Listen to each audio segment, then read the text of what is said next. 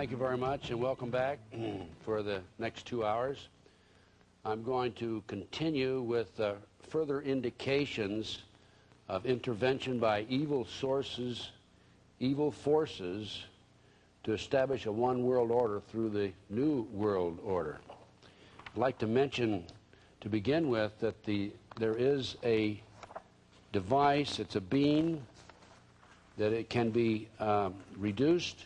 You can peel the outer layer off of it, the castor bean, and you can breathe it, eat it, or put it on your skin, and it will induce a heart attack that's not traceable. This is being used by the CIA, according to my sources, and the bean is deadly even without any preparation, either eaten or powdered and inhaled, or through an open wound, or through your membranes. The rice itself is much more, and through the eyes and the nose. This is sold as a novelty only. This is a pamphlet that I have. It tells about how to make this poison. Of course, I don't ever intend to use it myself, but I just thought I might mention to you some of the devices that are being used by this evil element that's permeated into our society, throughout our society. There's some other matters that are being taken care of by our adversaries, and again, this is from one of my sources, and this is called the video dome signal.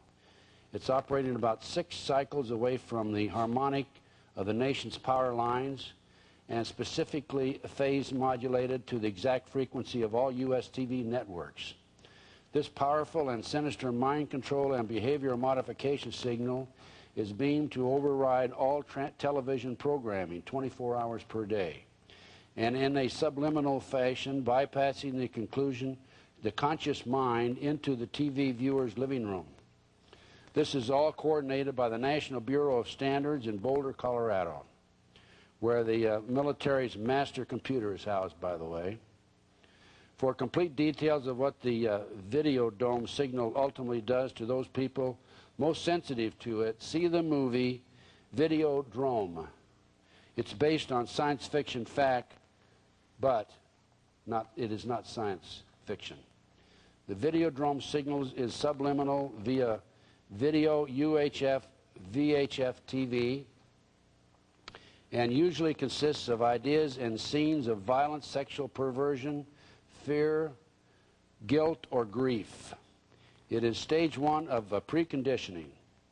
These are purposely projected for electronic mind control, EMC, and programming of the masses for the ultimate purpose of slavery. Some more information from one of my sources. Project Grayvan, a super-secret plan initiated in 1991 to forcibly eliminate all Americans and other individuals who have been determined to be active opponents of the New World Order.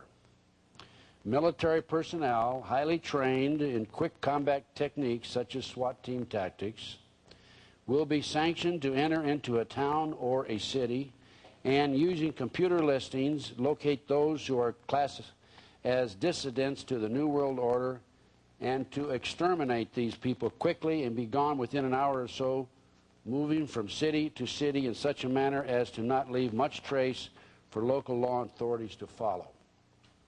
The plan is to claim these people eliminated were involved in drug dealings, and that it was merely part of a drug war, and to keep the information out of the news media. I might start the second half by stating and by pointing out that among the many problems we have is the organized child kidnapping ring that's operating not only in Nebraska, but also in Washington, D.C. And I'll start with the Finder's case. This is not an official document cover. This is something that one of my technicians put together. But the Finder's case began on February 5th, 1987. And on that occasion, the Tallahassee Police Department received a phone call And the phone call, the caller stated that there were two men, well-dressed men, and 6 young children who were in the park in Tallahassee. And this anonymous phone call, you see it there, 2 well-dressed men wearing suits. The police proceeded to the location. They found these 2 men there near a 1980 blue Dodge bearing Virginia license so-and-so, the inside of which was later described as foul-smelling, filled with maps, books, letters, with a mattress situated in the rear of the van which appeared as if it were used as a bed. The overall appearance of the van gave the impression that all 8 persons were living in it. The children were covered with insect bites, were very dirty. Most of the children were not wearing underwear, and all the children had not been bathed in many days. The men were arrested and charged with multiple counts of child abuse and lodged in the Leon County Jail. Once in custody, the men were somewhat evasive in their answers to the police regarding the children and stated only that they both were the children's teachers and that all were en route to Mexico establish a school for brilliant children. The children tentatively were identified as Mary Houlihan, white female, age 7, Max Livingston, and white male, age 6, and so on. The next child, age 4, the next child, age 3, the next child, age 2, and age 2, obviously related to Mary. The children initially indicated that they lived in tents in a commune in the Washington, D.C. area and were going to Mexico to go to a school for smart kids. The office contacted, this is the customs agent, by the way, this is the report of investigation, Department of the Treasury, this is an official report that was given to me. This office, the customs agent, who's a good guy, okay, contacted the office of the RAC D.C., that's District of Columbia, and spoke with agent so-and-so, Bob Harold. This agent requested telephone numbers and names of police persons in area departments that might be aware of said activities described by the children and to follow up on the leads, which were the Virginia license number and a check of the men's names with local law enforcement.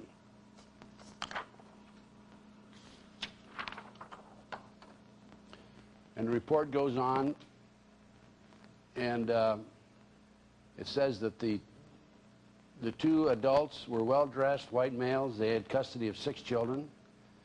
And it goes on and continues, describes the van. And the police, upon interviewing the children, the officers found that they could not adequately identify themselves or their custodians. Further, they stated that they were en route to Mexico to attend a school for smart kids. And Agent Keitlow was further advised that the children were unaware of the functions and the purpose of telephones, television, and toilets, and that the children had stated they were not allowed to live indoors and were only given food as a reward.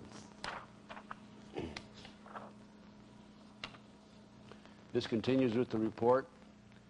They were, this office, the customs agent, was contacted by Jim Bradley with the Metropolitan Police Department and related to a case that currently is working in the Washington, D.C. area. He said the actions of the 2 men in custody relative to the children just might give his case enough probable cause to search for search warrants to search premises occupied by cult groups called the Finders. The Finders. This agent directed Bradley to telephone Tallahassee Police Department and discuss with the police directly any activities forthcoming relative to the case. At this time, it was determined that there was no customs violations found to exist, and therefore this case is being closed, pending receipt of additional information, and so forth. This is the identifiable data and the inquiry that was made concerning the 2 men arrested and the Finders group.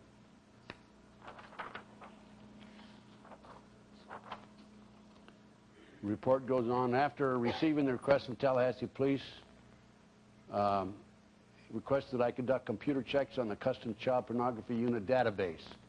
The checks were to be conducted in the names, addresses, and vehicles provided.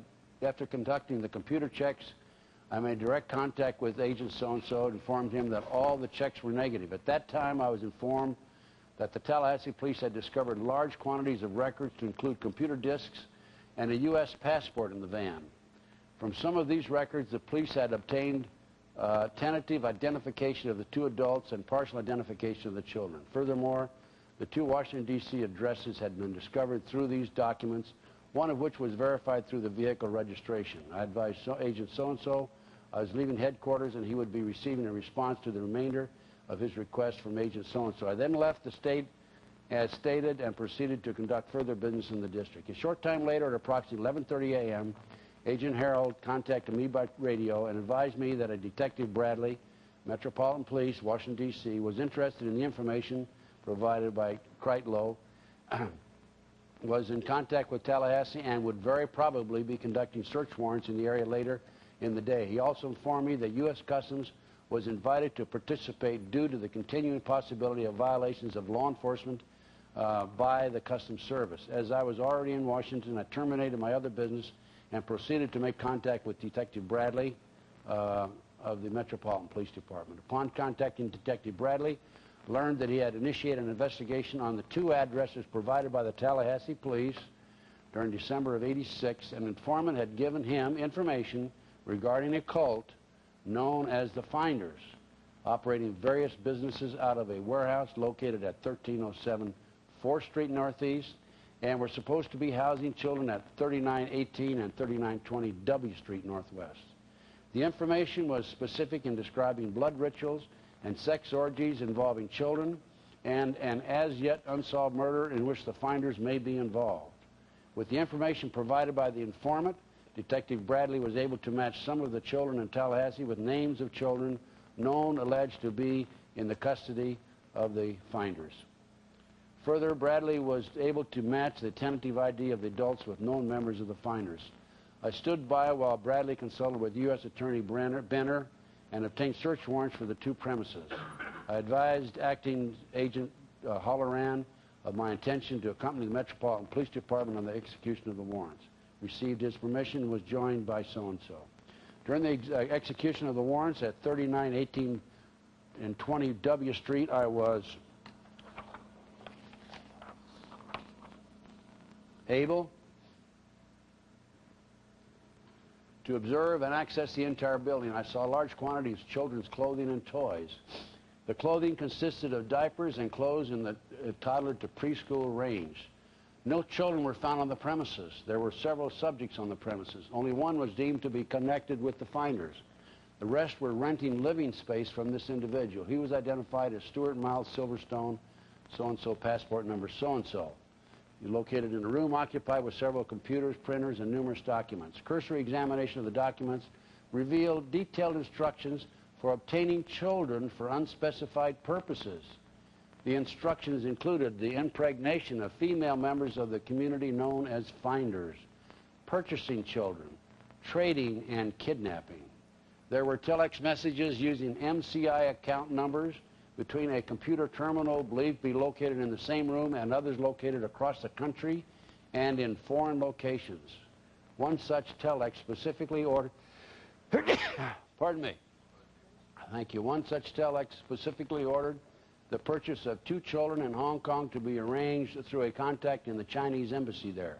Another telex expressed an interest in bank secrecy situations.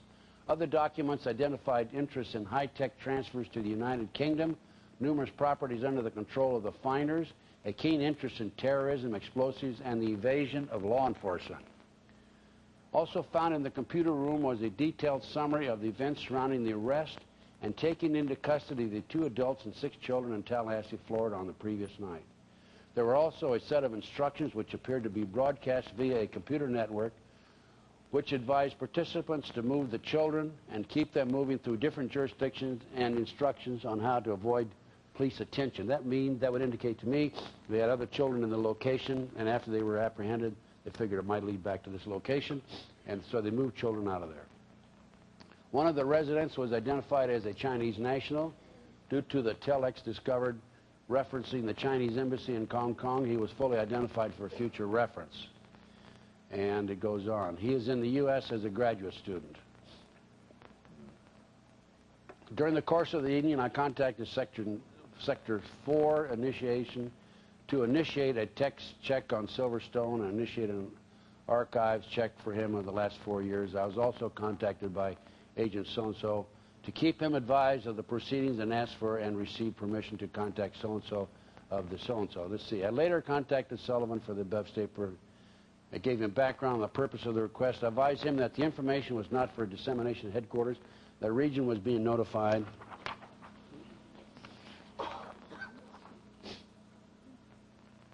And that region probably contact headquarters later as deemed necessary. There were, during the search warrant, there were extremely large quantities of documents and computer equipment at the warehouse. The Metropolitan Police was posting officers inside the building. They were sealing the building until morning, in which a second warrant for that premise would be obtained and executed. Agent Harrell also advised me that the news media had been notified and had been waiting for execution of the warrant on the 4th Street address. Did anybody remember reading about this in the newspapers? Okay. You're going to find out that this is news. This is major news. And I'll tell you at on the last page. Talking about controlling the press, ladies and gentlemen, believe me. That the news media had been notified. Detective Bradley later stated that the Metropolitan Police Department information officer had been contacted. I guess is out. When it became apparent there was no information on the search warrant, the reporter contacted local news media.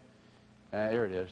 For the search warrants, disclosed the location and purpose of the warrant. Detective Bradley surmised that someone in the Tallahassee Police Department was the original source of information for the press. And it goes on. Now, I met Detective Bradley at the warehouse, granted limited access to the premises. I was able to observe numerous documents which described explicit sexual conduct between the members of the community known as the Finders. I also saw a large collection of photographs of unidentified persons. Some of the photographs were nudes believed to be members of the Finders. There were numerous photos of children, some nude, at least one of which was a photo of a child on display and appearing to accent the child's genitals. I was also able to examine a very small amount of the photographs at this time. However, one of the officers presented me with a photo album for my review. The album contained a series of photos of adults and children dressed in white sheets participating in a blood ritual. The ritual centered around the execution of at least 2 goats. The photos portrayed the execution, disembowelment, skinning, and dismemberment of the goats at the hands of the children. This included the removal of the testes of the male goat, the discovery of a female goat's womb, and the baby goats inside the womb, and the presentation of a goat's head to one of the children.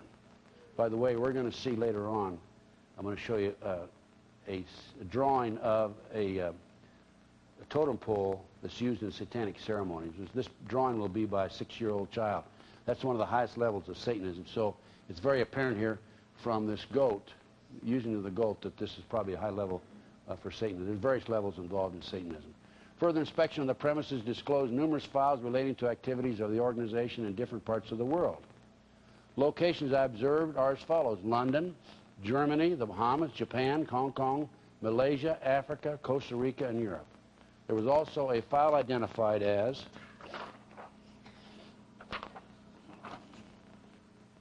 Palestinian.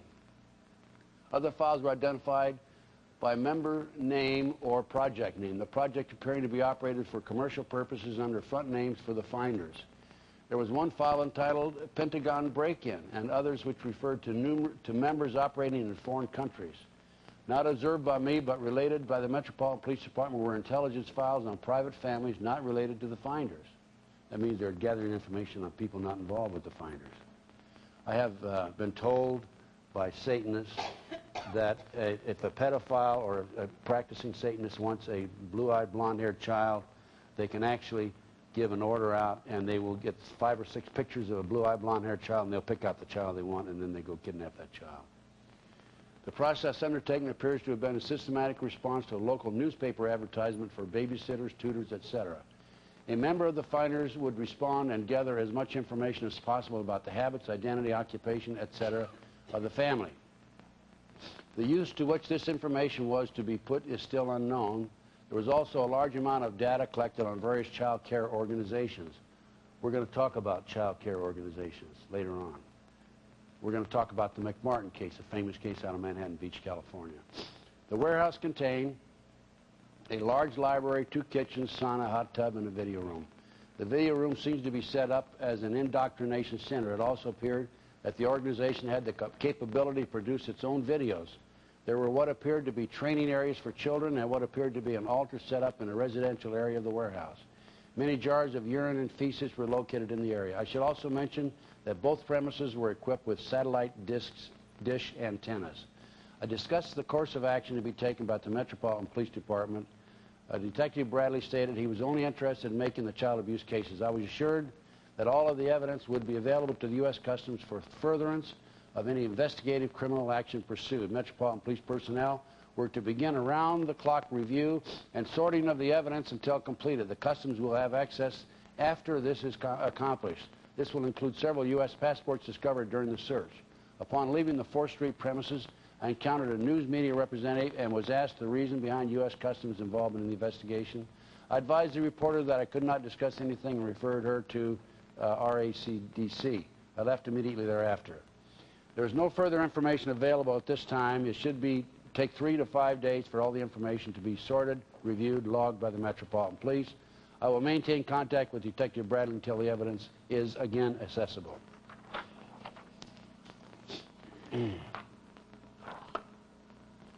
Again, we're still talking about an official report, U.S. government.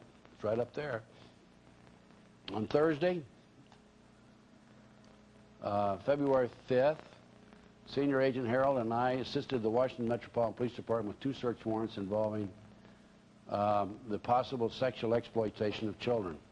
During the course of the search warrants, numerous documents were discovered which appeared to be concerned with international trafficking in children, high-tech transfers to the United Kingdom, and international transfer of currency.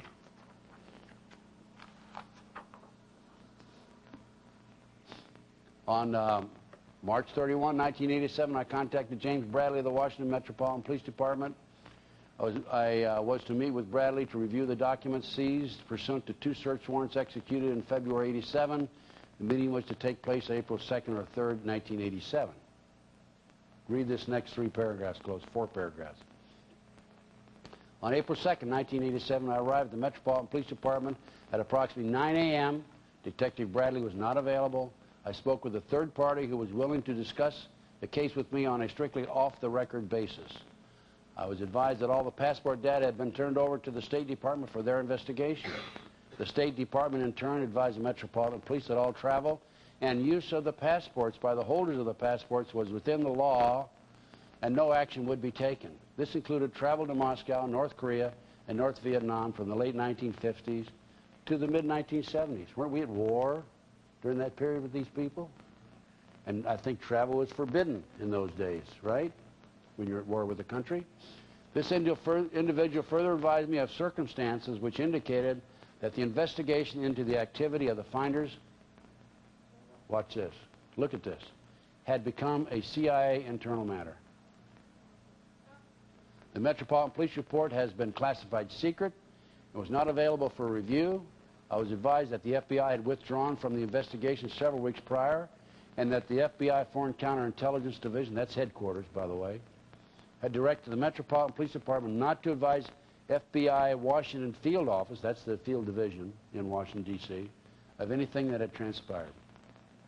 No further information will be available. No further action will be taken.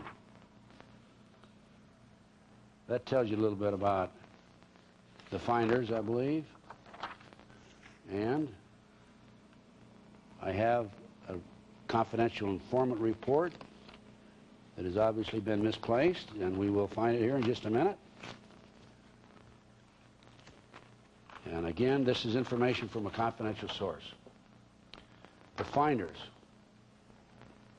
A CIA front formed during the 1960s. It has top clearance and protection in its assigned task of kidnapping and torture programming young children across the United States.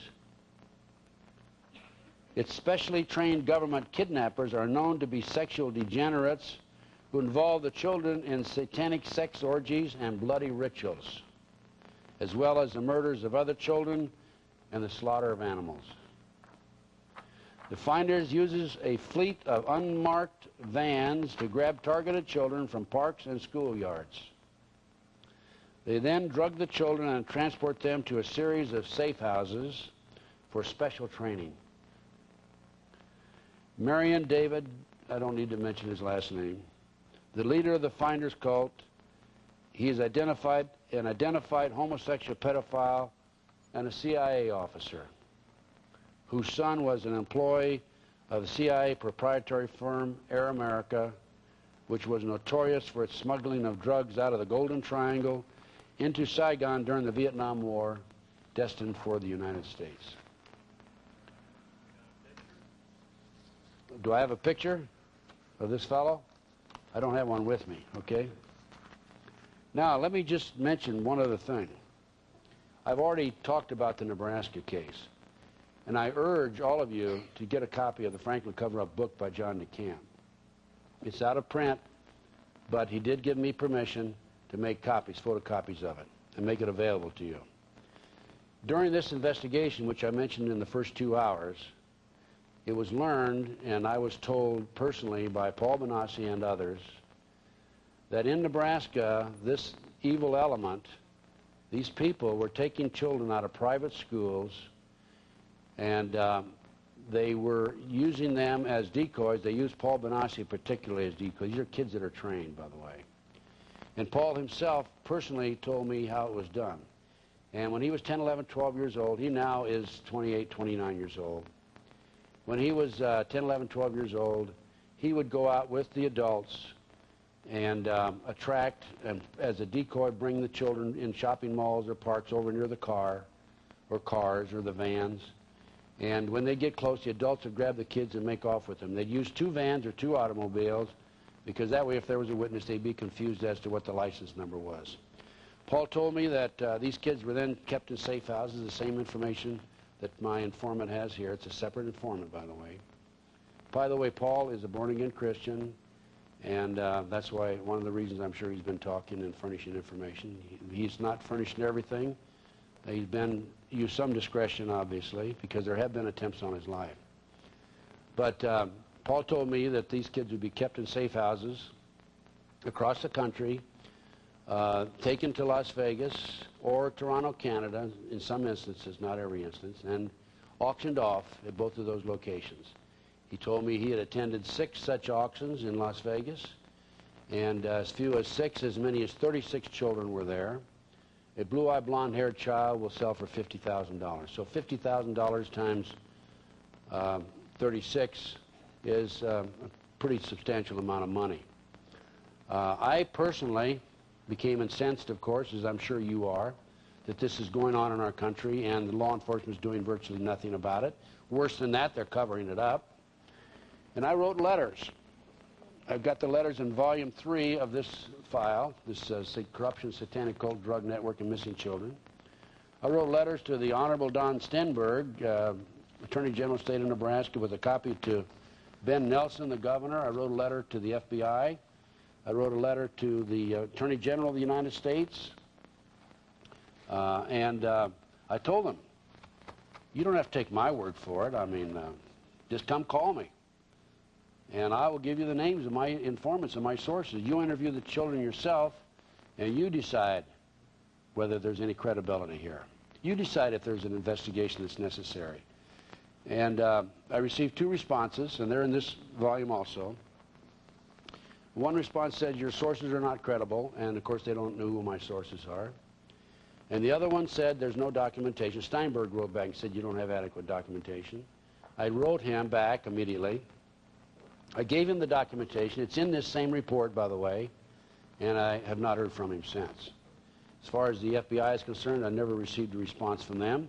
I did receive a response from the Attorney General's office, a nebulous response. It's in there also. So, you know, the FBI and the Department of Justice, they can tell you how many bank robberies occurred last year. They can tell you how many aggravated assaults, how many statutory rapes, but they cannot tell you how many children disappear every year. Nobody knows for sure how many people disappear every year. They can actually tell you, the FBI can, in homicide cases, how many children boys or girls killed mother, how many boys or girls killed father, how many husbands killed wives, and so forth. But they can't tell us how many children disappear every year. This is a national disgrace, absolutely national disgrace. And I contend, right here and now, that this is by design. They don't want to know. They don't want the American people to know how many children disappear every year. Actually, there are, according to the Reader's Digest, there are 100,000 children disappear every year. But the number of children who are missing is really not known for sure. The number of total missing individuals in this country is estimated up to close to 2 million, but most of those people do return. But this situation with the missing children, the children that are being auctioned off, Paul told me the story about he flew on a plane from Omaha to Los Angeles with some of these people, and there was a young boy on there. The young boy cried the whole way out to Los Angeles, young child. Paul never saw him come back to Nebraska, doesn't know what happened to him. Paul has told me about snuff films that he was involved in, where he went into a cage where they hold the Bilderberger, not the Bilderberger, but the Bohemian Grove meetings in Northern California. And he's talked about satanic ceremonies in front of the owl at the Bohemian Grove. And he's in fact, in the Franklin cover-up book, there's a story in there about one of the snuff films he participated in. He lived because he was part of the network, part of their network. Fortunately, as I said, he's a born-again Christian now. Also, Paul told me about on a number of occasions he would be given a ticket, airline ticket, fly to Los Angeles as a child. He would meet a man and a woman he'd never seen before, and there would be 5 passports for 5 different names, and he and this couple would fly off and drop drugs all over the world. He also talked about a customs agent that was dirty in the LAX area, Los Angeles area. So the story goes on and on and on. By the way, Paul, under the direction of John DeCamp, filed lawsuits against all the people that were involved that have been identified. This included former past publisher of the Omaha World-Herald, Harold Anderson, Bob Wadman, former chief of police, Eugene Mahoney, and others. And John DeCamp told me, all we need is the videotapes. That's the smoking gun in this case. And back when the case initially broke, the police raided the home of one of the participants, found 90 videotapes. The tapes were kept in the custody of the Omaha Police Department for a considerable period of time. When John DeCamp put pressure on the police department to come forth with the tapes, they were taken out of there and secretly taken into the court system. They were taken into the state court. The state court said it was a federal matter. It was a jurisdiction of the federal government. The state court then referred it to the federal government. The federal government eventually said, I think they may have referred it back. I'm not sure whether, in the end, either the state or the federal government had custody of it. But the long and the short of it is that initially these participants, these people that were involved in this ring, said there were no tapes. And then when they found out there were tapes, they said, well, there's nothing on the tapes that would be incriminating. Yet the tapes had never been made public. And then when they found out that they were going into the court system with the tapes, they appealed to the court that they not be made public, to be kept in the custody of the court because they would destroy the reputation of reputable individuals. So as I say, that's the Nebraska case. It ties into the Finders case out of Washington, D.C. There's more than adequate documentation. There's documentation on the Franklin cover-up book that's available, as I mentioned to you earlier. And there's additional information that would be available, and it is available as we go along. Now, you see there, if you will notice, that is iced tea from last night. That's where I spilled it in my lecture. Okay, let's go and let's talk about we're going to talk some more later on. Let's talk about the Oklahoma City bombing. Okay? Now, let me tell you something, folks. Before George Bush left office, the anti-terrorism bill was written. One of the authors, who was a Department of Justice attorney at the time and is now a practicing attorney in Washington, D.C., made the statement publicly that before this bill will be passed, people will have to be killed. Okay, now along comes not the Oklahoma City bombing, but the World Trade Center bombing. And this is an article in the New York Times that also appeared, the similar information appeared in the Los Angeles Times, October 28, 1993.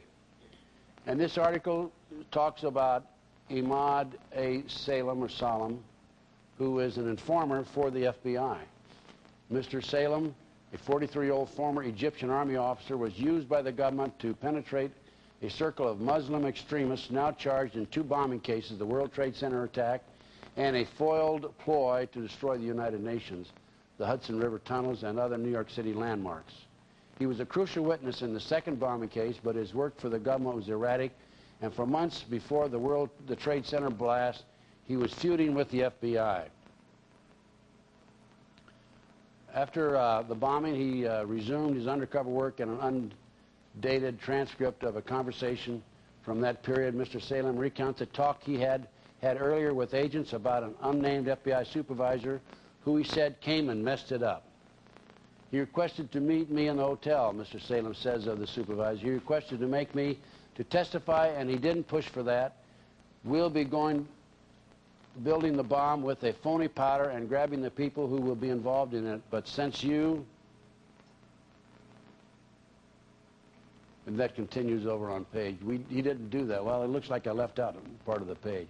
The transcript quotes Mr. Salem as saying that he wanted to complain to FBI and headquarters in Washington, D.C. about the Bureau's failure to stop the bombing, but was dissuaded by an agent identified as John Antisev, I guess. He said he didn't think that the New York people would like this thing. To make a long story short, ladies and gentlemen, over here, another point in the transcript, Mr. Salem recounts a conversation he said he had with Mr. Antisev, saying, guys, now you saw this bomb went off, and you both know that we could avoid that. At another point, Mr. Salem says, you get paid, you get guys, to prevent problems like this from happening.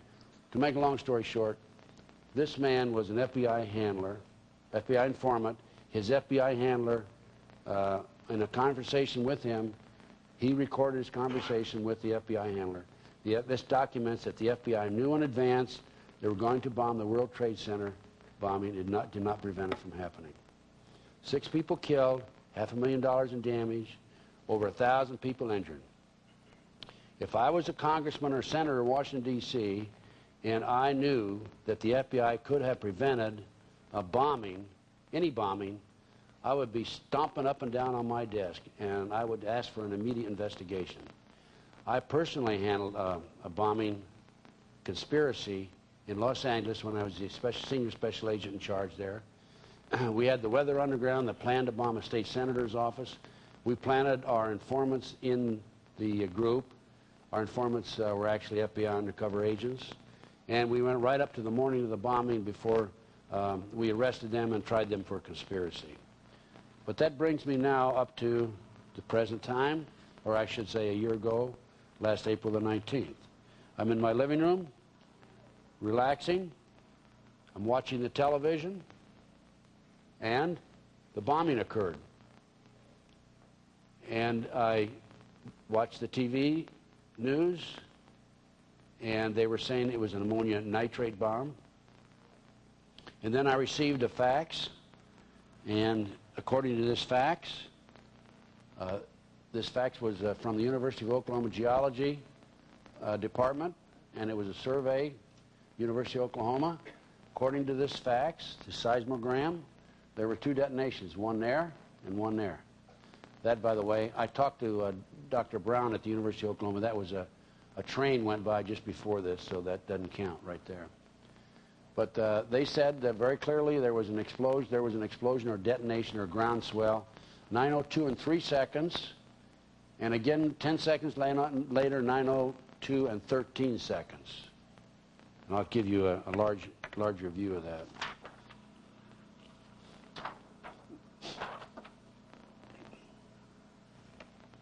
Now there's an enlargement of it. That's the train there.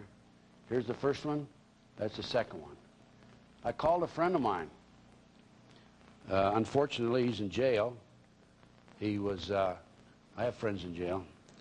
He was a CIA agent in his day, and he was going to testify against the government on the Inslaw case. And he calls me 2, 3, 4 times a week, by the way. And he was warned before he was going to sign an affidavit on the Inslaw case, if you sign that affidavit, you will go to jail. 6 weeks after he signed the affidavit, he was arrested, and he's now serving 30 years first offense for manufacturing drugs.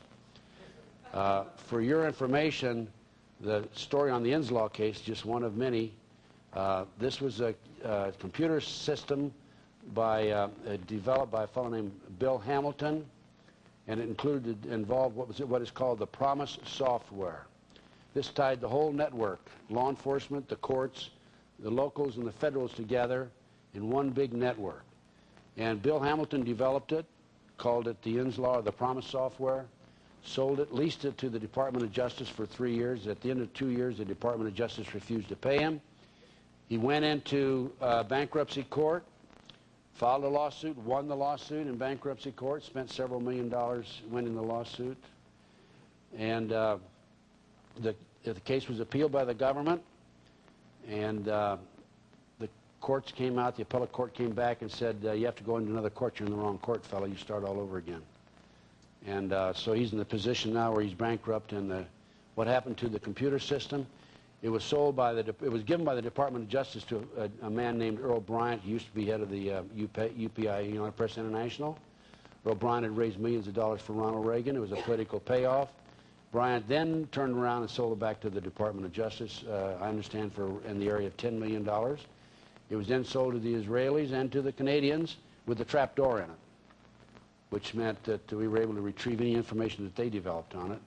Anyway, Michael had worked on it as a CIA agent to refine it, and he was going to testify for Bill Hamilton in that regard. That gives you a little background on Michael. By the way, there's extensive intelligence information about Michael in my bombing report. Talks about some of his past activities. His family owned the Hercules manufacturing company out of the Silicon Valley, and Michael is very intelligent, probably one of the brightest men I've ever known. Anyway, Michael calls me, and I tell him, hey, Michael, there's 2 detonations, not one, and the government says this is an ammonia nitrate fertilizer bomb. Michael says, not possible. And he said, that's my bomb. Well, what he's talking about there is the ammonia nitrate, not the ammonia, the electrohydrodynamic gaseous fuel device. This shows you some of the damage, by the way. Now, ammonia nitrate bomb, or fertilizer bomb, disperses 360 degrees, evenly, or unevenly, really. It also lets off gases, and immediately after the bombing, people would not have been able to go into the building without gas masks. And but people went in there immediately, and they did not have gas masks on. This shows the damage to the building. Look at this, and a half a moon there, and then comes back out. This was a directional bomb. There have been several theories on General Pardon had a theory that somebody wrapped the pillars down below. Galen Windsor said it was a neutron bomb, and so forth. We don't know for sure what it was. We think it was the electrohydrodynamic gaseous fuel device, a combination of that and ammonia nitrate. Because we do know for a fact, we're pretty sure that they bought at least 4,000 pounds worth of fertilizer, McVeigh and Nichols. Of course, they haven't been convicted yet, so we can't say that they are guilty. We have to be very careful with that. But you can see from this that the vast amount of damage was right in this area. Now, ammonia nitrate bomb is not going to leave that much damage. It's going to be basically even all over. So here's some more damage.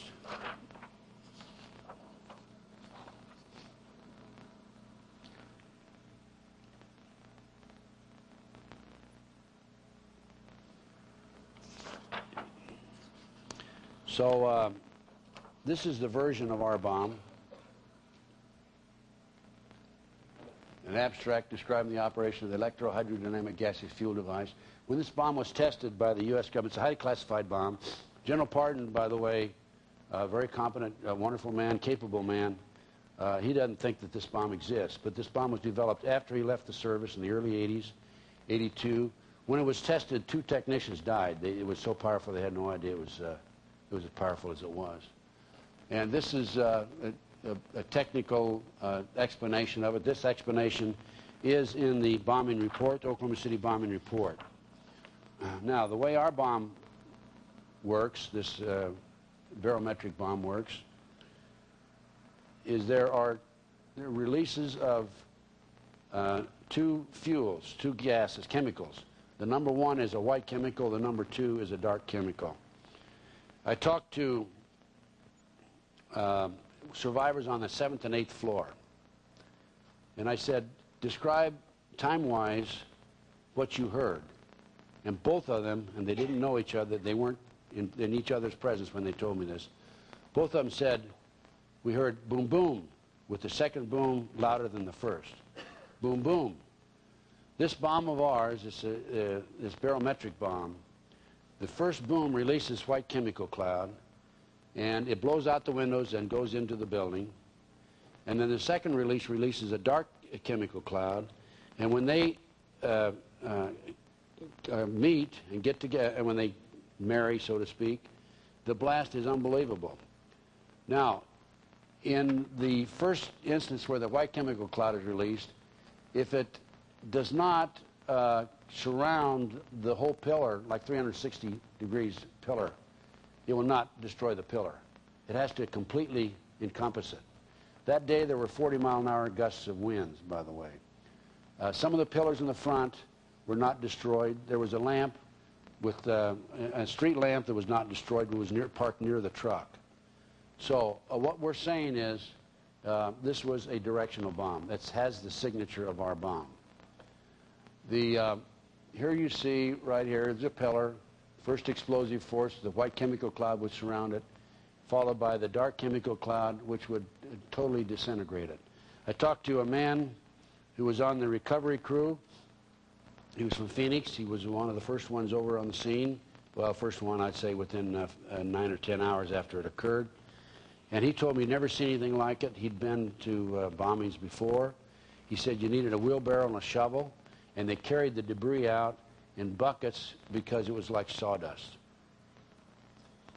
which, again, is the signature of our bomb. This shows you the first blast. It opens up like a flower, followed by the second blast. Now, I talked to a state assemblyman who was looking out the 5th floor of the state capitol building, and he told me that he's heard the blast, and he looked and he saw a white chemical cloud rise 150 feet above the building, followed by a dark chemical cloud. There was a lady interviewed on CNN who said that she saw everything white, and then all of a sudden everything was dark. And it's based on these circumstances that we feel that it was the electrohydrodynamic gaseous fuel device, the barometric bomb. That's an indication of it. We changed our thinking from this initial bomb to a combination of this plus the ammonium nitrate bomb. And we have the contract number for this bomb, the government contract number. We've written and asked for the contract, copy of the contract, and you think that we received a response? No, of course not. We know that this bomb was, according to our information, manufactured by Dyna Nobel out of Salt Lake City, Utah. It blows out windows across the street. Now, there was some destruction in this one building across the street, and it did collapse, but it was an old building, but it was nothing like this, nothing like this. By the way, on the seismogram, the University of Oklahoma, I called them and confirmed that their records were accurate, and they told me that within the first 2 days, I called them on April the 26th, by the way. They told me that within the first 2 days, by the 21st of April, 4 members of the media had been in there and obtained this information that there were 2 ground swells or 2 detonations. including ABC television. Yet, nobody reported it. Now, if you think back to the pictures that you saw, the men went in. There was a bomb scare the first day. I've been told that there was a bomb, another bomb inside, that it was taken out on a stretcher as if it was an injured person and taken out to a military base and detonated. Now, if our bomb went boom, boom, what about the bomb that was 10 seconds later, right? 9:03 and 9:02 and 3 seconds, and then 9:02 and 13 seconds, right? Well, what we think was our bomb was the initial blast, boom, boom, and by the way, it was milliseconds apart, so fast that it wouldn't show up as two blasts on the seismogram. Our bomb, we feel, was the first groundswell, combination of both of them, boom, boom. And then the one 10 seconds later, we think, was possibly an illegally stored bomb by the federal ATF. That morning at 7:30, the Oklahoma City Police Department bomb squad was parked across the street from the federal building. After the bomb exploded, a lady who worked in the building but was not there that day was standing next to an ATF agent and asked him, knew he was an ATF agent, asked him, where were you when the bomb exploded? And he said, well, we had a bomb scare. We were told we did not have to come to work today. There were no ATF agents killed. There were some DEA agents killed, and there were some Secret Service agents killed. In fact, there was a Secret Service agent who had just been reassigned from the White House to Oklahoma City who was killed in the blast. The ATF claims that their people were out working on an all-night surveillance. And also, by the way, one of the ATF agents claimed that he was on the 8th floor and dropped to the 5th floor in the elevator. And the elevator experts have come in, and we have documentation that that elevator has safety devices in it that prevent it from dropping from floor to floor and out of control like that. So it's very obvious that this man was not telling the truth. The FBI housed in other facilities away from the federal building. The morning of the 18th now, this is the day before, two of my employees had to go to the Veterans Administration Hospital in Las Vegas. They came back, and after the Veterans Administration Hospital, they went to the Selective Service building, and they had some business there. They came back afterwards, and both of them said, you know, something's going to happen. Something's wrong, because I've never seen armed guards at the Veterans Hospital, and I've never seen armed guards at the Social Security office. And sure enough, the next day, it did happen, as we know. So what did happen? Well, based on everything that we've been able to piece together, and I feel that we're really right on. And I might also mention that the Washington, D.C. editor of the London Telegraph has come out publicly and backs my theory on the bomb, our theory on the bomb, the barometric bomb. And I might also mention that an investigator at the scene who has fed us information confidentially has told us it was a dual charge, which is the boom boom, has also told us that McVeigh was supposed to have been vaporized with the blast. He didn't go up with the blast, as we know. So what happened? Well, McVeigh was in Special Forces. The government says that he did not meet their standards, and he was washed out of Special Forces. Notice I said the government says. And then he was sent to Fort Hays, Kansas, and given a discharge at Fort Hays, Kansas. He was demonstrating against the government on the, not Ruby Ridge, but the Waco situation, and was an outspoken critic of the government. And on the Saturday before the 19th, he went to the Junction City body shop, which rents Ryder trucks, and reserved a 20-foot truck, not a 24-foot truck, as the government claims. And the difference between a 20-foot truck and a 24-foot truck, and I personally went out to Ryder truck and checked it out, is that the 20-foot truck has a side door on the panel, on the passenger side. And it's a door that opens up. The 24-foot truck does not have a door that opens up. John Doe 2 was identified with McVeigh that day by 3 witnesses. That was on Saturday. Monday, they picked up the automobile, the van. Tuesday, the van was seen at a lake outside Junction City, Kansas, parked all day, on and off by various witnesses, with next to a pickup truck that appeared to be a truck similar to Larry Nichols, who's also been charged with the bombing. McVeigh was also identified, and also John Doe 2, at the Dreamland Motel in Junction City, Kansas. And it's been reported that McVeigh and John Doe 2 have been identified together in Kingman, Arizona. That's information that came from a confidential source. So early the morning of the 19th, they left the Junction City, Kansas motel, the Dreamland Motel, proceeded to Oklahoma City. They were early.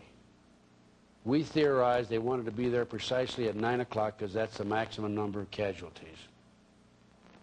At 8:25, they pulled into a Firestone parking lot, sat there until 8:35.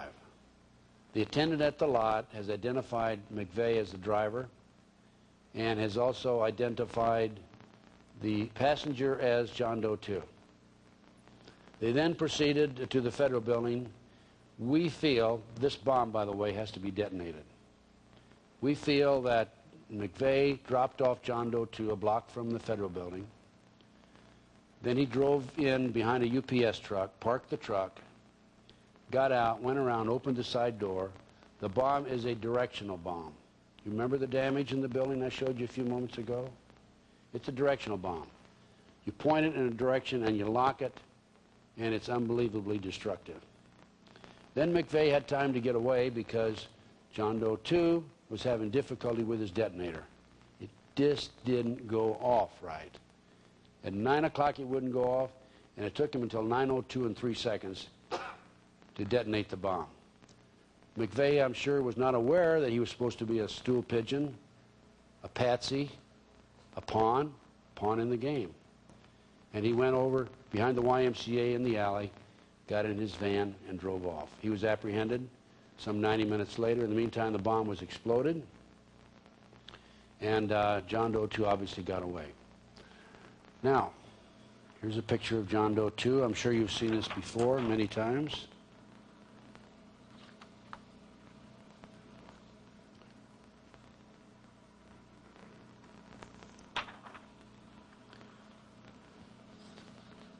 And let's talk about John Doe 2. This is an article that appeared May the 10th, 1995, LA Times.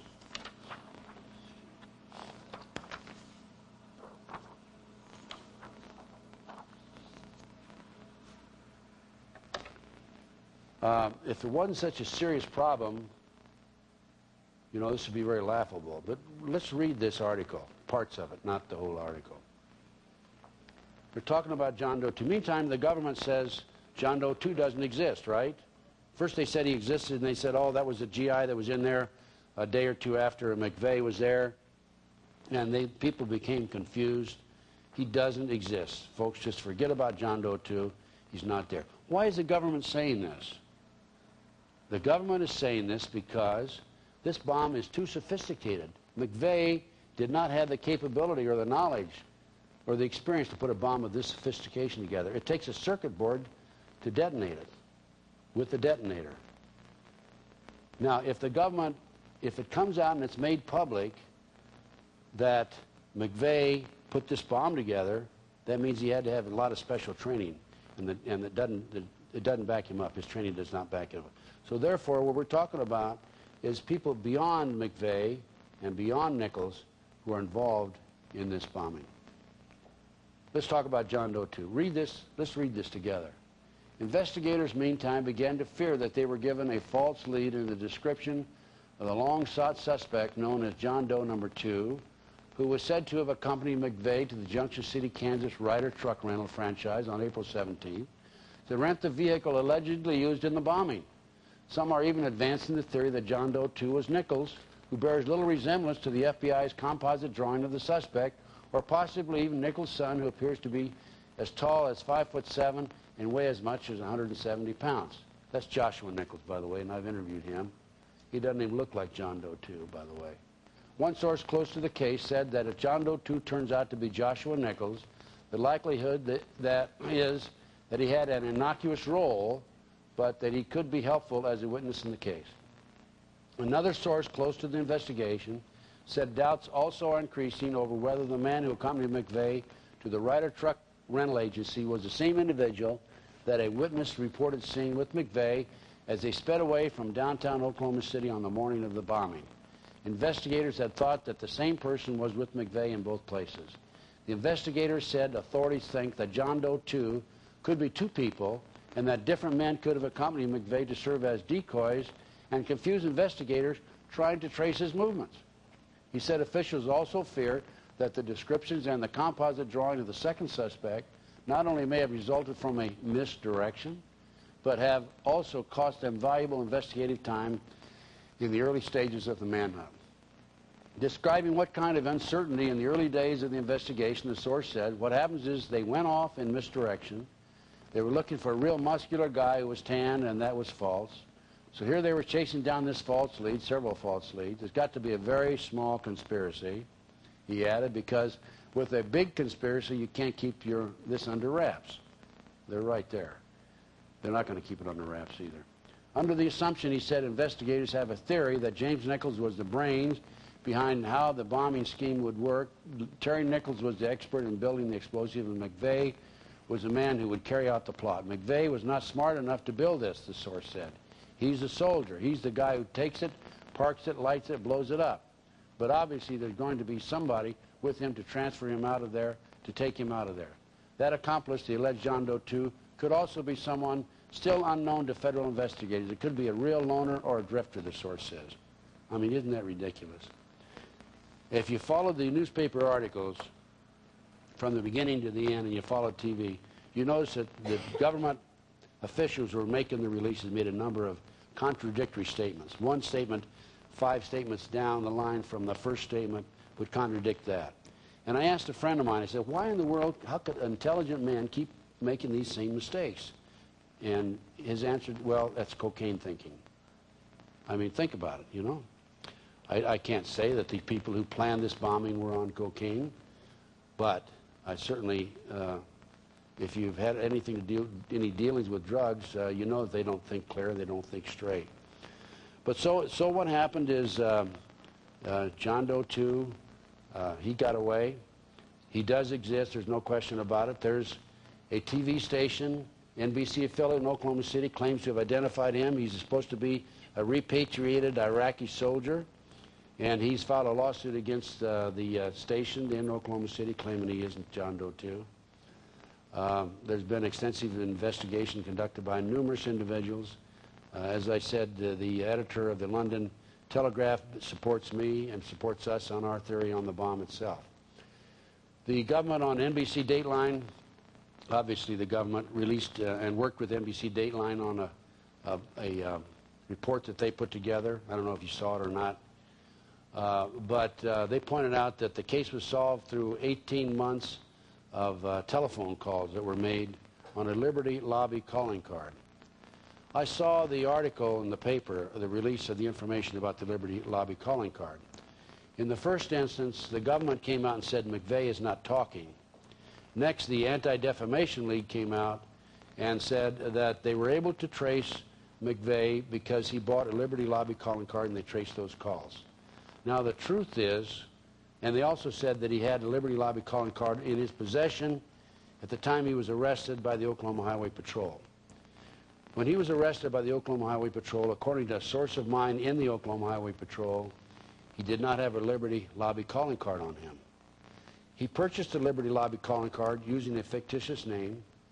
He purchased, he registered at the hotel, the Dreamland Hotel, under another fictitious name. He memorized the Liberty Lobby calling card telephone number. I happen to know this from James Nichols, Larry Nichols' brother. And the only way somebody could have known about the Liberty Lobby calling card would be if they were traveling with him and moving in his circles. So somebody in his circles had to tell the government about the Liberty Lobby calling card, the number, etc., for them to get their hands on it. As I said, there were like 700 different phone calls that were made off of the Liberty Lobby calling card. Okay, so why is this evil element in our society, in our government, whatever? By the way, let me just make it very clear. There's a lot of good people working in the government. I'm not going to say the whole government's rotten. There's a lot of good ones in there. I know some. Unfortunately, they've been strategically, this evil element strategically placed in key positions, and there's no question about it, in my opinion, this is what's happened. And if you don't believe me, as I said earlier in the first 2 hours, check out this book, The Elite, Who's Who in the Elite. It tells you who some of these people are. But here's what my theory is, and I think I'm right. I know I'm right. I'm confident I'm right. The anti-terrorism legislation was written before George Bush left office. They needed an incident in order to have it passed. They had the Oklahoma City, the World Trade Center bombing. There weren't enough people killed, apparently. It wasn't passed. And then we had the Oklahoma City bombing. I have contended all along, and I was on CNN last Sunday, by the way, that this was an incident that was created in order to hasten the passage of the anti-terrorism legislation that would further take away our constitutional rights and our civil liberties. I don't think there's any question about it. We've seen the signs. Also, as you recall, right after the bombing, President Clinton came out and said, oh, the militia did this, right? And he blamed the talk show hosts because they were putting out the word. They were getting the word to the public. And then and the militia started organizing. There was a survey, I understand, and there were the results came out. There were 10 million people that were sympathetic to the militia. And then what did Bill Clinton do? He came out and he said, oops, wait a minute, the militia didn't do this after all. I can imagine he was thinking, how am I going to control 10 million people? I would guess. I don't know. This was some of the proposed, oh, excuse me, this is not the Terrorism Act. To further back up what I'm telling you, that there is a government cover-up, this is an article that appeared again in the Spotlight, October 30, 1995. McVeigh's lawyer claims bombing cover-up. The juror has revealed the indictments were fatal flaw. This is Hoppy Heidelberg. One member of the federal grand jury handed down the indictment, has spoken out against the grand jury proceedings. The juror has revealed the indictments were fatally flawed, and federal prosecutors withheld vital information from the grand jurors impaneled to hear testimony. As a result, Stephen Jones, Richard Burr, lawyers representing McVeigh, have filed a motion seeking dismissal of the indictments. Grand jury is particularly upset that prosecutors stifled the panel from asking questions about the bombing investigation, and particularly about the so-called John Doe No. 2, who has never been located and whom federal investigators now contend never existed. The government made a deliberate attempt to cause the grand jury to focus only upon an indictment on Nichols and McVeigh, and purposely did not bring to the grand jury evidence which would establish the role of others or a larger conspiracy, Jones said in his motion to dismiss the indictment against McVeigh. The grand juror has stated prosecutors did not seem interested in pursuing leads concerning John Doe No. 2 and did not want members of the panel asking questions about him.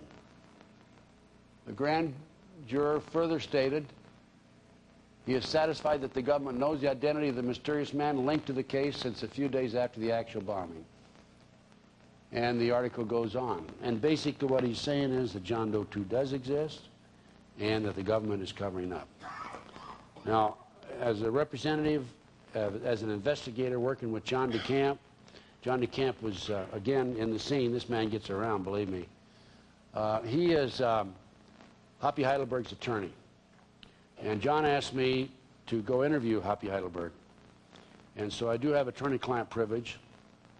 I cannot discuss what he told me, but I can say that he gave me this information plus much more. So I do have a considerable amount of information that cannot be publicly released at this time. This is some of the legislation that was proposed right after the bombing, and some of it's passed, some of it hasn't. Established a domestic counterterrorism center headed by the FBI. Increased authority to search phone logs, hotels, motels. Federal Crime International Terrorism Committee committed within the United States punishable by death. Expand federal wiretaps and surveillance powers. They're all over the place now. I don't know why they want to expand them. They have a bill's been passed that gives them indiscriminate authority to tap whole neighborhoods at a time. They don't have to have probable cause. Forbids fundraising by organizations the president designates as terrorists. Understand that the new terrorist bill that finally did pass, I do not have a copy of it as yet, but that there's a problem with raising money. If you criticize the government, there's certain situations where you can be arrested for criticizing the government. I'm sorry, I apologize for not having the details here right today. Continuing forbids, permits evidence from secret sources to be used in deportation proceedings. Now, I think that fairly well covers the Oklahoma City bombing. The bottom line, of course, is that there are people in the government that have much more information than they are revealing to the American public. And furthermore, they are covering this up. Now, I might mention, I've been asked, what's the time frame on the takeover? I've talked to sources about this, meaning the takeover, meaning martial law or whatever you want to call it. I don't know that there will ever be a martial law that will be issued by the president, but I'm very much concerned because everything points in that direction, as I've pretty well documented tonight. I've been told that he could issue orders for martial law as early as December, and maybe even this coming spring, meaning next spring, 1997. I might also mention that when we had the break after the first 2 hours, someone came up and gave me these little playing cards, and it's captioned the Illuminati, the New World Order, Unlimited Edition, a booster stack, and has a pyramid with an eye on it, and it's cards for children on the inside. Here you are right here. Cards for children to read. And we're talking again about indoctrination. I was also asked on the break about Ron Brown. The wreckage from the plane was on the other side of the mountain. It was also in the water. Committed suicide. Shot in the chest. Yes. And I don't think, by the way, I was also told that there was a CIA advisor on the plane who for the last 5 years was a member of a five-man team. He was a six-member, actually, six-man team that keeps the president advised on a daily basis of intelligence activity around the world. And in the first 2 hours, I forgot to mention that it's been passed. A line item veto has been passed by the Congress and by the president. Now can do line item veto and veto any information out of the bill at the end of 5 days without any checks or balances. Then it becomes a law. One more step toward totalitarian government. Now I'd like to kind of move into another direction. Let's go in and talk about Satanism. I mean, after all, that's part of this whole overall operation. Illuminati, Satanism, drugs, they all overlap. They're like hand in glove. And the person I'm going to concentrate on is a fellow named Aleister Crowley. He liked to be called Holy, or Crowley because it rhymed with holy, but his real name is Aleister Crowley. He was born in 1875, and as I recall, he died, I think, in 1947. And he died in a walk-up flat. He had been a heroin addict, and his last words were, "I am perplexed." He was raised a Christian at Cambridge University.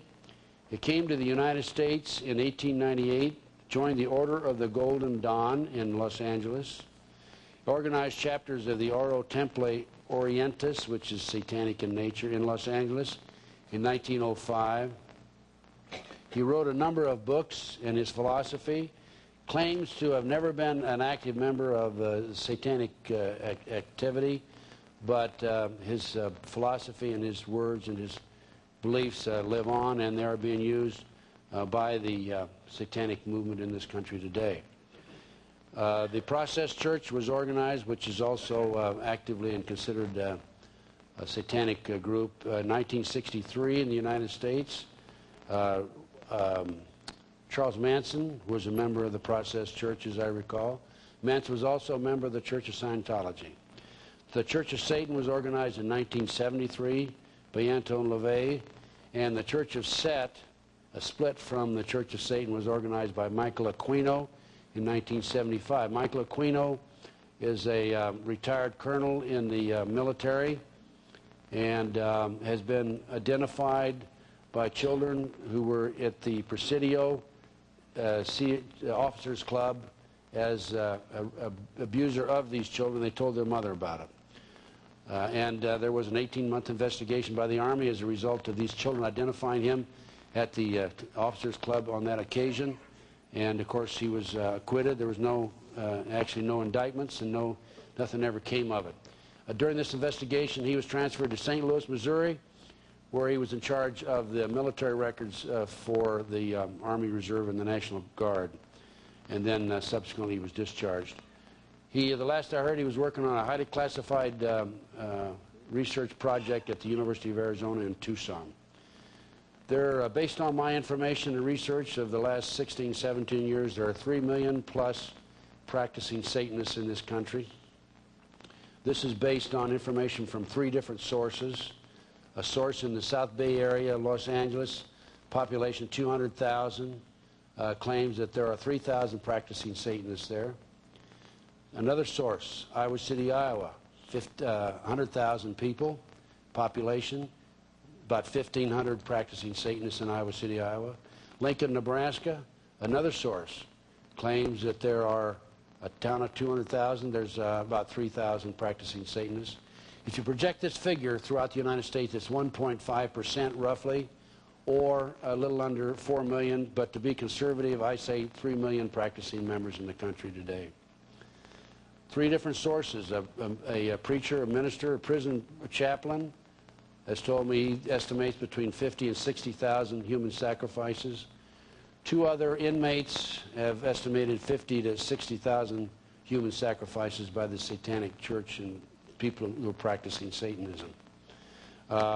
They are actively involved in Project Monarch, which is a CIA mind control, initially named MK Ultra. So let's start with Aleister Crowley.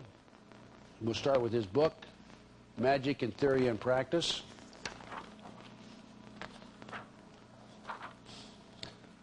This is page 92, and it starts out, of the bloody sacrifice. And then we talk about the blood is the life.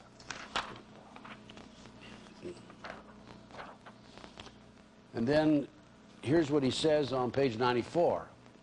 It would be unwise to condemn as irrational the practice of those savages who tear the heart and liver from an adversary and devour them while yet warm. In any case, it was a theory of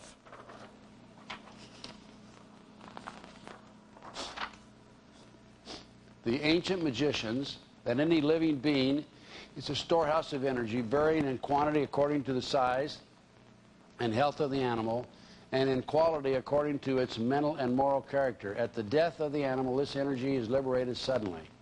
The animal should therefore be killed within the circle or in the triangle, as the case may be, so that its energy cannot escape.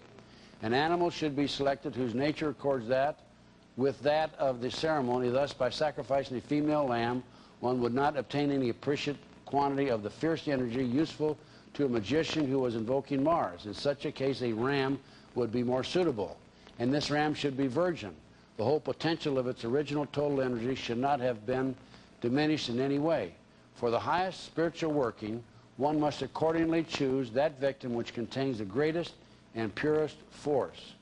A male child of perfect innocence and high intelligence is the most satisfactory and suitable victim. We're talking about human sacrifices. I have with me in my hand right now a note to me.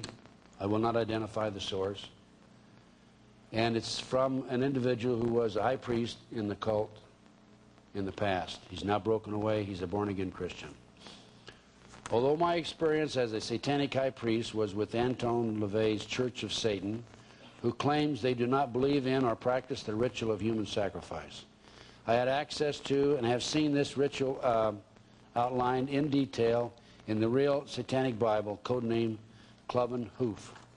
The purpose of the ritual, as stated in this book, is for the sole purpose of the high priest and his covert, or grotto, to intake the power of life into themselves as their life force leaves the body, much like in the series of the Highlander, where the immortal who serves the head of another immortal gathers and takes in that immortal's life force, energizing him. Contrary to the popular belief that this ritual is to pay homage to Satan or to receive favor, this ritual is for self-reasons. The homage ritual is entirely a different one altogether and usually involves a female version, sometimes a chosen member of the group, or an enemy of the group as a victim. The power ritual is usually done with a young child or infant, or it is believed that the life force is greater in those who are termed innocent in nature. In both cases, the sacrificial ritual, a deep incision beginning at the sternum area of the chest, is made with a long blade sacrificial dagger. The cut is then brought downward to the belly button, and a vertical incision is made across the abdomen, intersecting the first cut, forming an upside-down cross. Depending on the denomination of Satanism, there are several. In some cases, some of the internal organs and parts of the victim's body are consumed by the group, as it is believed that immersed sexual powers, strength, and psychic powers can be ordained through this process. As sickening as this may sound, unfortunately, is a reality. Other parts of the victims are worn as charms, or saved to be used in spell casting. Be it understood that the victim is fully conscious and aware as this ritual is being performed. The blood, the greatest source of life and most needed bodily fluid, is consumed by all from a sacrificial chalice. I hope this helps shed some light on the grisly going ones which occur in this world of the occult, as others set by uncomfortable, unaware. A former son of darkness, now a child of the true light, Jesus Christ. That's a living testimonial. Okay, let's talk some more about Aleister Crowley. The law is for all.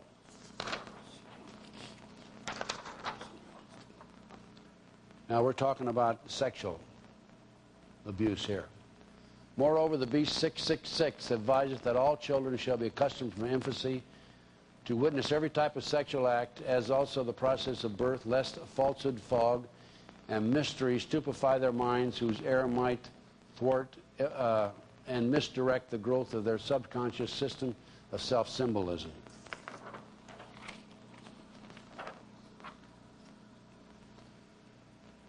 Well, make shame, shyness, cowardice, and hypocrisy the conditions of success in life.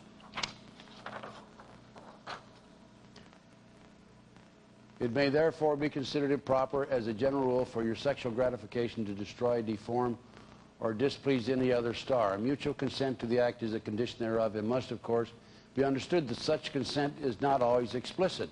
There are cases when seduction or rape may be emancipation or initiation to another. Such acts can only be judged by their results. They're talking about initiation and emancipation. That's how they justify their sexual abuse of the children, by the way. These are the 8 basic holidays. The real holiday for Satanism is the person's birthday. I don't know, you want to copy those down? Why don't you see me afterwards and we'll give them a copy. I'll give you a copy of them so we can keep this rolling. Now, we talked about missing children earlier. Here's your Reader's Digest article. Reader's Digest, missing children, 100,000 children a year. Few known facts are appalling. Thousands are murdered annually. The number of missing children is rising, and no one is keeping an accurate account. Now, I've had a number of interesting cases that I've handled in the past, and one of them is the McMartin case. The McMartin case was a ritual abuse allegations by children at the McMartin Preschool, Manhattan Beach, California. The case broke in 1983. A child came home and told his mother that he'd been abused. Other children came forward. There was some publicity. And the long and short of it is that the kids claimed, among other things, that there were tunnels under the school. They claimed that they were taken down into the tunnels and molested, that they were witnessing human sacrifices in the tunnels and elsewhere. They were taken up into a tunnel of the bathroom of the triplex next door, and there was a trap door in the bathroom, taken out in the automobiles, and prostituted in the community. We're talking about 2-, 3-, and 4-year-old children. These are certain allegations. They also claimed that they were, some of them claimed that they were taken to an airport, obviously nearby Hawthorne Airport, about 10 minutes away, placed in jets and flown to Crestline, which they didn't say Crestline, flown into the mountains, where they were witnesses to sexual abuse and ritual abuse matters. And now, the day that the case went to trial, excuse me, not the day that the case broke, when it was made public, the day after the case was made public, the property at this location burned down. This is an abandoned satanic site in Crestline, California. I called the prosecutor, and I told the prosecutor I may have located the site where the children claim they were taken, and if you like, I'll be glad to take you there, and then the children can identify it. The prosecutor told me she was not interested. But this is a circle right here. There was some writing in the circle. I didn't photograph that.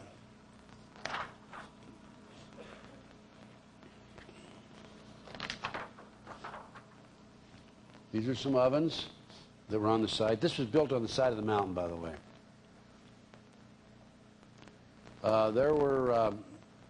There were some steel clamps that were on one of this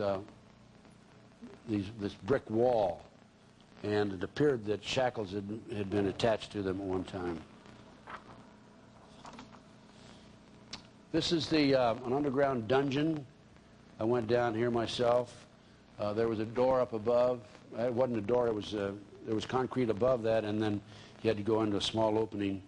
It was about 8 by 10. There's satanic writing on the wall, as you can see. And a frightening situation if you knew you were going to be sacrificed, certainly. This is some satanic symbols. Notice the similarity. Can you see that? Oh, it should be the other way around.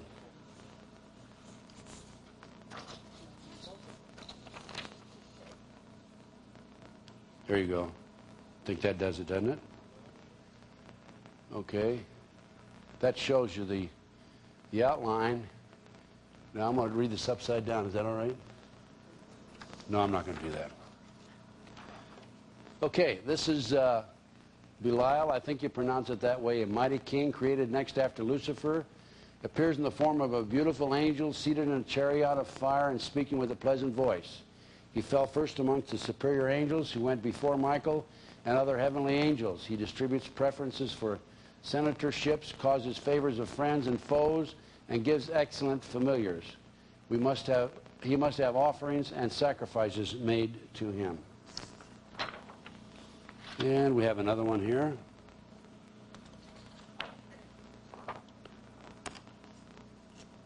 See that? Right? See that in the similar there?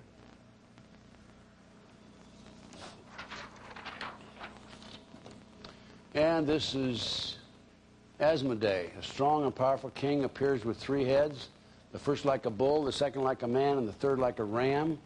He has a serpent's tail, the webbed feet of goose, and he vomits fire. He rides an infernal dragon, carries lance and pennon, and is the chief of the power of Ammon. He must be invoked bareheaded, or otherwise he will deceive. He gives the ring of virtues, teaches arithmetic, geometry, and other handicrafts, answers all questions, makes men invisible, indicates the places of concealed treasures, and guards them if within the domination of Ammon.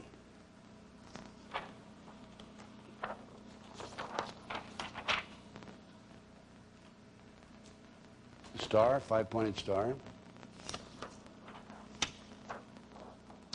This is a rock, a large rock that had been broken.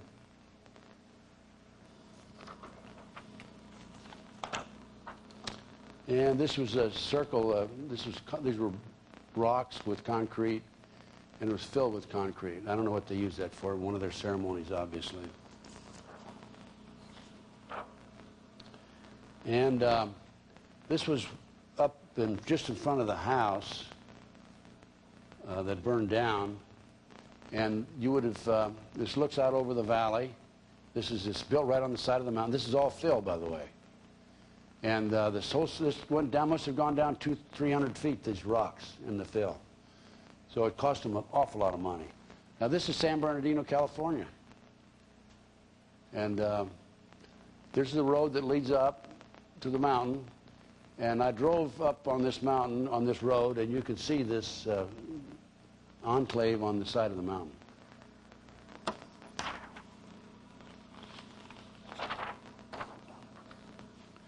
That's looking from where the back of if I step back out, I'd gone down the mountain, right? That's looking in the other direction. There's my associate Judy, and the house was up in there. Now there's a street in front of the house.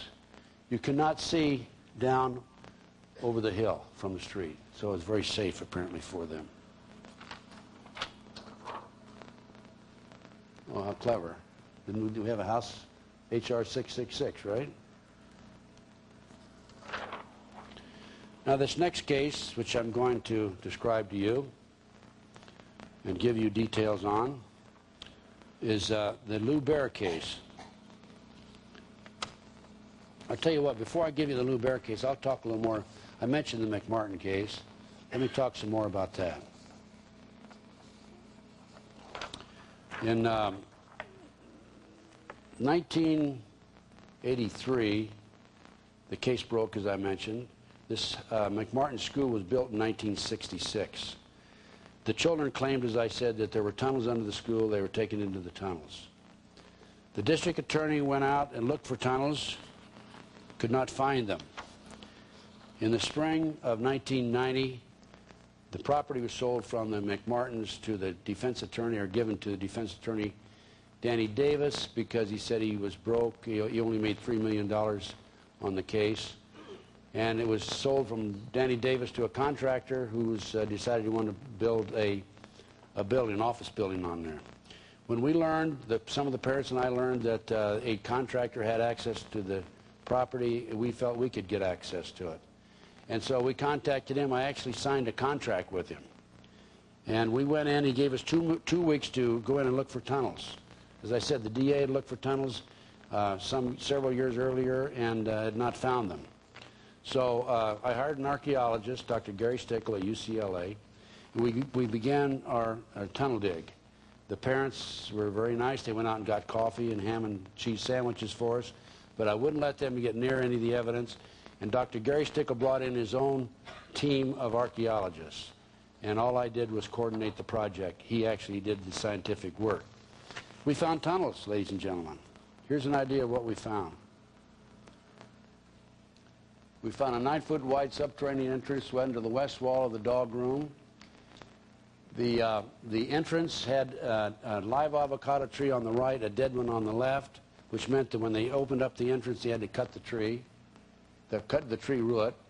An interesting facet was this. There was a Disney bag, copyright 1982, found 4.5 feet below the classroom floor and 3 to 6 inches in from the entrance and under the foundation of classroom 4. The Disney bag was found right in the mouth of the tunnel where the kids said they went in.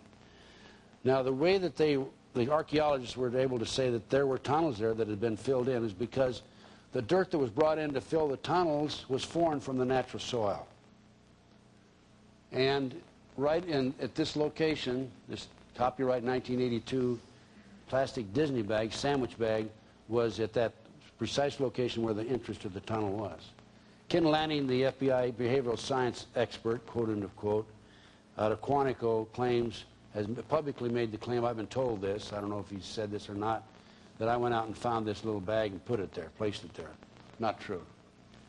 The tunnel was actually 30 inches wide, 44 to 46 inches deep, with the top of the tunnel 30 inches under the classroom floor. The footing between classroom 3 and 4 was arched where the tunnel passed underneath, and 12 inches shorter in depth at this location than the same footing 12 feet to the north. This is significant because it would indicate that the tunnels were built at the time that the school was built. It was part of it because they actually arched the foundation when they put the foundation in. So I think that's very important. And the 9-foot wide chamber was found along the channel under classroom 4. There was a 7-foot tunnel extending into the triplex next door. The children, as I said, claimed they were taken up into a trap door of the bathroom of the triplex and taken out into the community. There was a crawl space of about 18 to 20 inches. We got one of our thinner and skinnier members to go in there with the camera, and the bathtub actually protruded below the surface of the floor, and you could see where the floor had been sawed out. So there was definitely a trap door there of some sort. Other significant facts: a small white plastic plate with 3 pentagrams hand-drawn on the top of green paint was found. I've got copies of that. I'll show you that in just a minute. Many other artifacts were found. There were no doorknobs on classroom 3, only a deadbolt lock. Each classroom had an on and off light switch labeled fire alarm. System did not connect to a fire station, but was used as an alert within the school. In other words, if somebody came around, somebody could push the alarm and it would notify either somebody in the office or somebody else, wherever they were, that there was intruders or strangers in the area. There were more than 2,000 artifacts were found under the school floor, including over 100 animal bones. It was kind of an interesting story because we were given 2 weeks to get off the property. The man wanted to build an office building there, and was able to stall him for 34 days. And I couldn't get the archaeologist to say, come on, there's tunnels there, Gary. You know there's tunnels there. He said, no, I want to make sure, Well, after all, I don't blame him. But the contractor told me, look, I don't care if you find tunnels or not. Tomorrow at noon, we're bringing the bulldozers up there, and we're going to level that building. And you better not be in it because you'll go down with the building.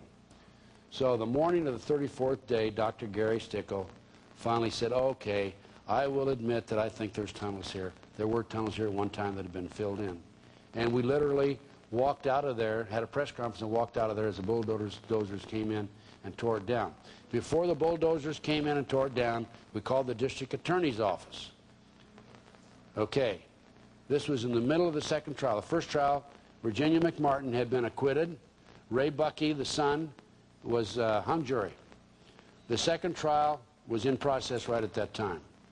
They sent an investigator out, Perez is his name, and he got out of the car. I greeted him. He said, look, I don't want to talk to you. I said, this is like the Democratic rally I was at in Galveston, right? Nobody wants to talk to me. I said, why don't you want to talk to me? He says, I don't want to talk to you because all you'll do is argue with me. I said, okay, I'll just keep my mouth shut. You come in and talk to the archaeologist.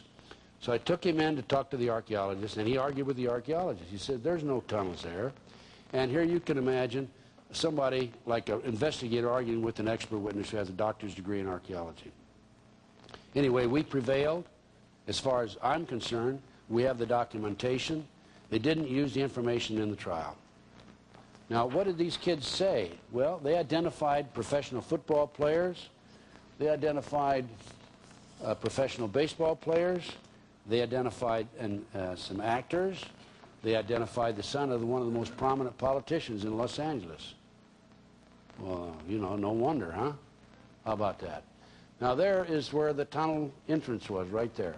The kid said there were rabbit cages there. And I'll show you more about that in a minute. The tunnel, we documented the tunnel went like this. There was a chamber there. It went across here. Here's where the arch was, right there. We theorized that the tunnel went here. We didn't have time to dig for that. And there's over into the property next door. This is the triplex. This is about where the trap door in the bathroom was. Here's a live avocado tree. Now keep this in mind because I'm going to show you some pictures in a minute. Live avocado tree. This was a play area right in here. We actually slept up there. We had control of that property for 24 hours for 34 straight days. Slept up there in the dirt. Now this is the entrance. There's the live avocado tree root. The avocado tree was over in here. The dead root was over here, which would indicate that they had to cut it, right, like this. Live, dead.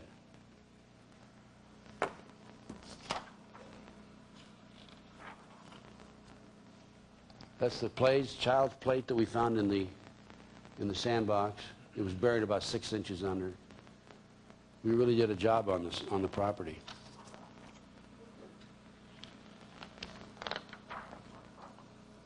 There's the, excuse me, there's the arch.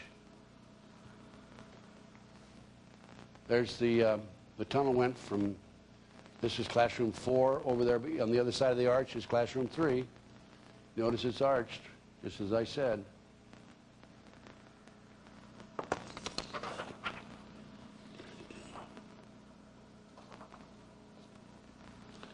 There's yours truly, looking up from down below. We actually brought in concrete cutters to cut that floor up. And we did a job on it. I graduated at the University of Nebraska, so I wore my Nebraska baseball hat for good luck. You see it there. For all you KU fans, K-State fans, Missouri fans. This town's full of them. Well, I might just show you, I have a number of symbols here. This is the horned hand, sign of recognition between those who are in the occult. May also innocently be used by those who identify with heavy metal music.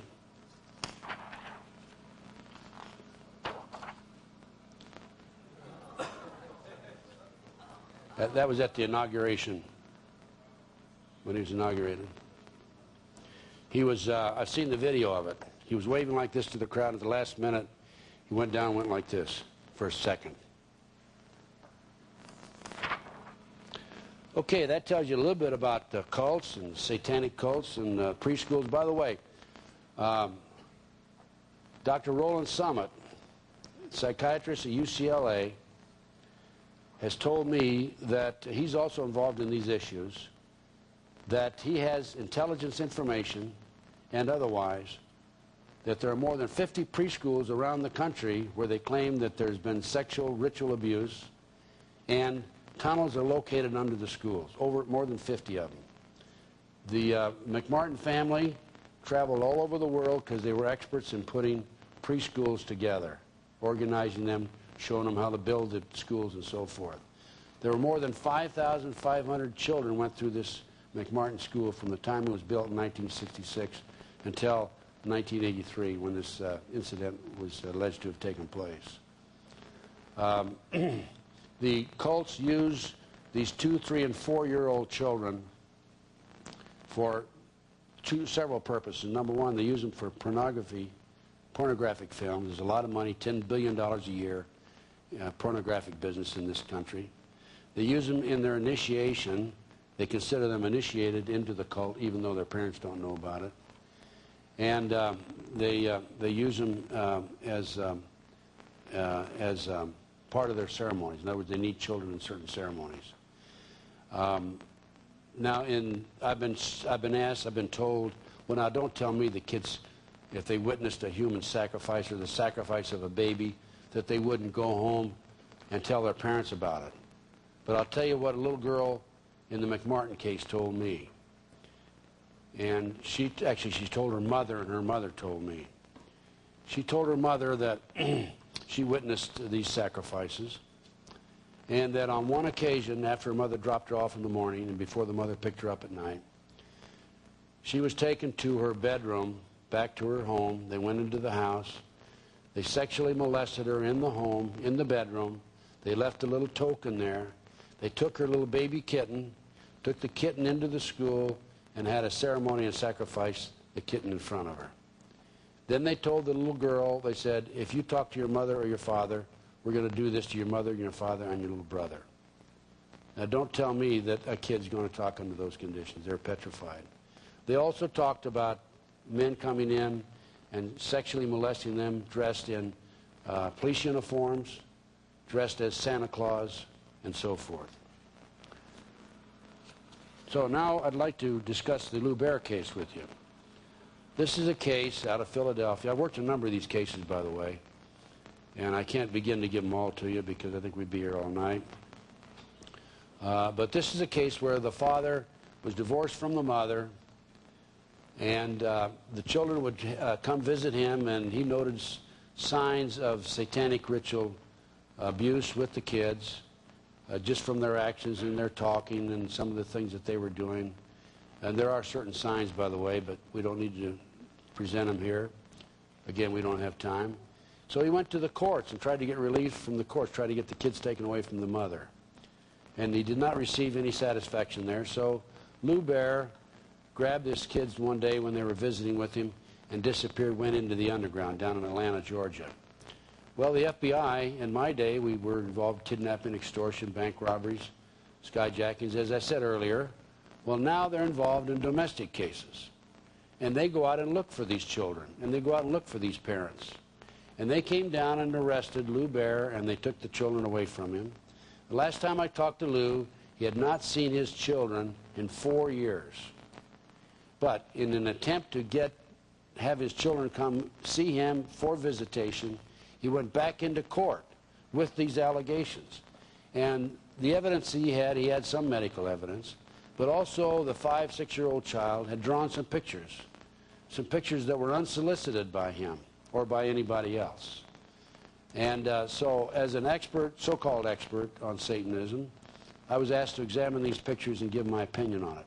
I flew to Philadelphia, examined the pictures, and concluded that I felt the children had been exposed to some sort of or degree of satanic activity.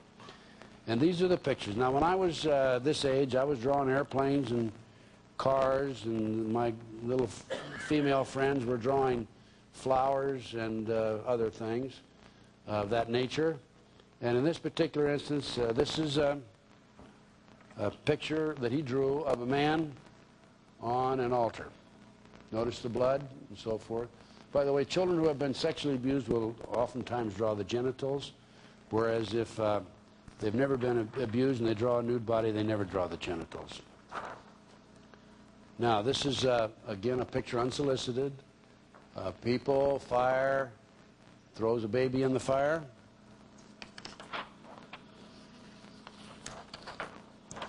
This is apparently an altar. Bone, liver, blood, kitty.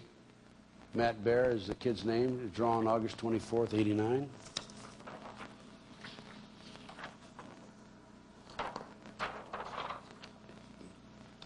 Again, this is obviously a ritual outside, outdoors, table, fire, people, devil, crossed out.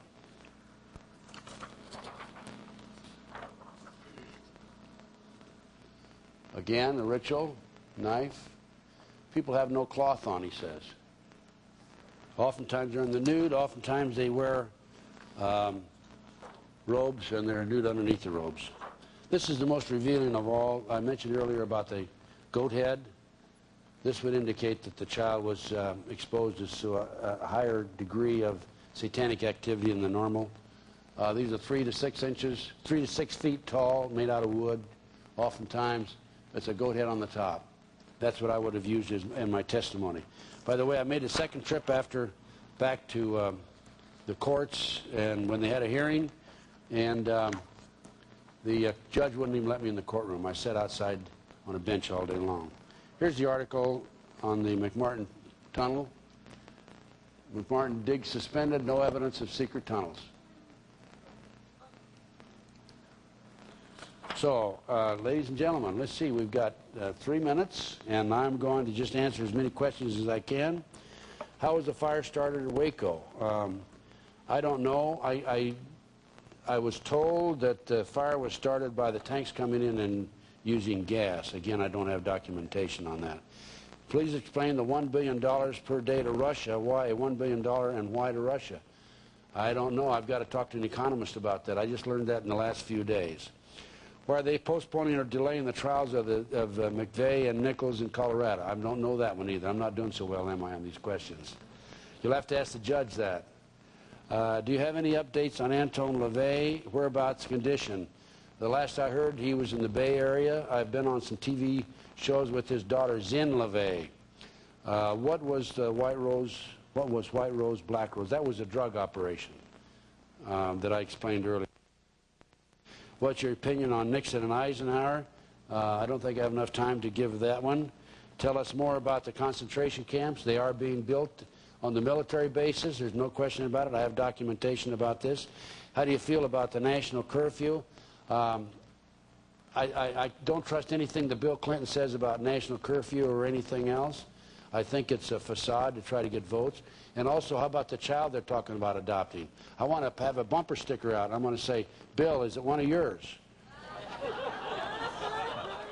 Are you afraid of being eliminated like Kennedy or speaking out? Well, no, not really.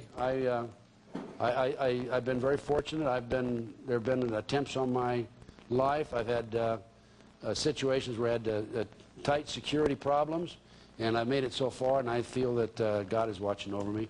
And that is all I can tell you right now. Time has just run out. Thank you very much.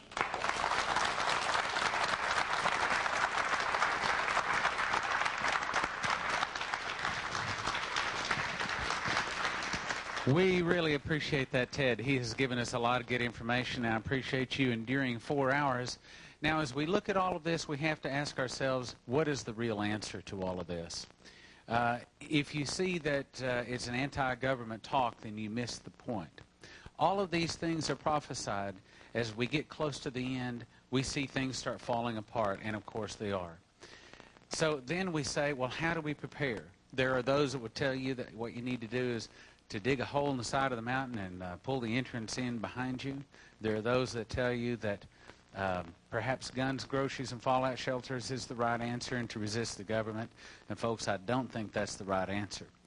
The kind of protection that I want to have is found in Psalms 91, where it says, He that dwelleth in the secret place of the Most High shall abide under the shadow of the Almighty.